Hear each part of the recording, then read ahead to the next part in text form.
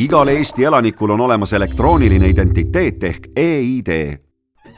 Paljud toimingud, mille puhul oli varem vaja kindlal ajal kohale minna ja pabereid täita, on võimalik nüüd tänu e-ID-le kiirelt veebiteel korda ajada.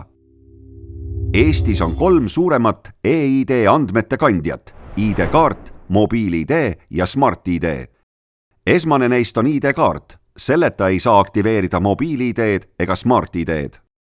Tänu e-ID-le saame turvaliselt kasutada erinevaid e-teenuseid, näiteks e-kooli, e-poode ja e-pangandust, aga ka anda digiallkirja ja valimistel e-hääletada. E-hääletada saabki ainult e-ID abil. Veel on vaja digiallkirjastamise tarkvara ning ID-kaarti ja ID-kaardi lugejat või mobiil-ID-d.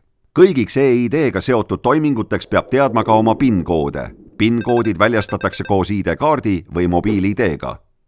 E-hääletamiseks lae aadressilt valimised.ee alla valija rakendus. Tuvasta end ID-kaardi või mobiil-ID-ga sisestades PIN 1.